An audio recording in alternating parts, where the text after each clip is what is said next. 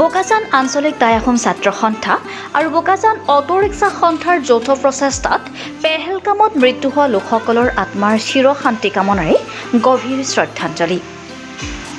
জম্মু কাশ্মীৰৰ পেহেলগামত এক নৃশংস সন্ত্ৰাসবাদী আক্ৰমণত বহুজন সাধাৰণৰ লগতে কেইবাজনো ভাৰতীয় সেনা জোৱানে অকালতে প্ৰাণ হেৰুৱায়। এই ঘটনাই এতিয়া সমগ্ৰ দেশ ম্ৰিয়মান কৰি তুলিছে। সমগ্ৰ দেশজুৰি এতিয়া শোকৰ ছাঁ পৰিছে।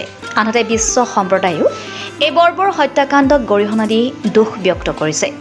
উল্লেখযোগ্য যে পেহেলগামৰ এই সন্ত্ৰাসবাদী আক্ৰমণত নিহতসকল দেশৰ বিভিন্ন ৰাজ্যৰ বাসিন্দা। ইফালে এই আক্ৰমণৰ ঘটনাৰ পিছতে সমগ্ৰ দেশজুৰি লোক ক্ৰোধান্বিত হৈ পৰিছে। দেশৰ বিভিন্ন প্ৰান্তৰ লগতে বোকাজানৰ নিজৰাপাৰত বোকাজান আঞ্চলিক টাই আহোম ছাত্ৰ সন্থাৰ বোকাজান অটো ৰিক্সা সন্থাৰ লোকসকলৰ উপস্থিতিত সন্ত্ৰাসবাদী আক্ৰমণত শ্বহীদসকলৰ আত্মাৰ সদ্গতিৰ্থে আৰু ভাৰতীয় সেনাৰ সাহস আৰু প্ৰত্যুত্তৰলৈ সমৰ্থন আৰু জোৱানৰ কুশলাৰ্থে ৰাজহুৱাকৈ বন্তি প্ৰজ্বলন কাৰ্যসূচী অনুষ্ঠিত কৰে। একত্ৰিত হৈছোঁ। আপোনালোকে গম পাইছে ইতিমধ্যে পেহেলগামত যি বৰ্বৰ হত্যাকাণ্ড হ'ল তাকে লৈ আজি ইয়াত আমাৰ অটো ৰিক্সা এছ'চিয়েশ্যন আৰু টাই আহোম ছাত্ৰ সন্থাৰ সৌজন্যত দুয়ো লগ হৈ আমি এগছি তেওঁলোকৰ আত্মাৰ শান্তিৰ কাৰণে যিবিলাক আমাৰ মাজৰ পৰা হেৰাই গ'ল বীৰ জোৱান আৰু সন্ত্ৰাসবাদী আক্ৰমণত যিসকল শ্বহীদ হৈ গ'ল তেখেতলোকৰ কাৰণে আমি এগছি বন্তি আৰু ধূপ জ্বলাইছোঁ।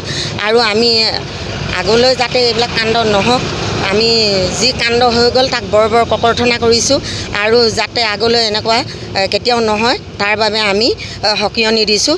আৰু ক'ব বিচাৰিছোঁ যে যিবিলাক হৈ আছে অতি শীঘ্ৰে এয়া বন্ধ হ'ব লাগে।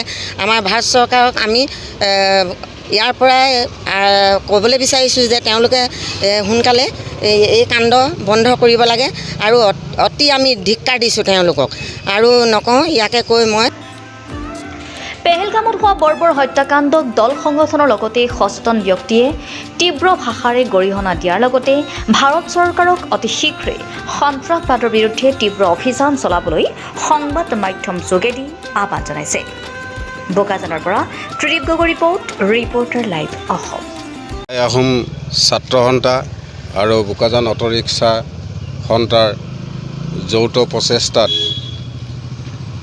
আমি পেহেলগামত যি নাৰকীয় হত্যাকাণ্ড পাকিস্তানী সন্ত্ৰাসবাদীয়ে কৰিলে তাৰ কাৰণে আমি সমূহীয়াকৈ তেওঁলোকৰ আত্মাৰ কাৰণে সমূহীয়া শ্ৰদ্ধাঞ্জলি জনালোঁ।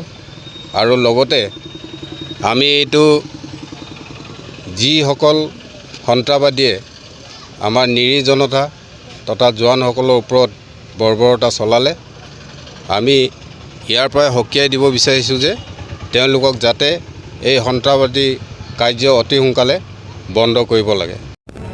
Reporter live Assam.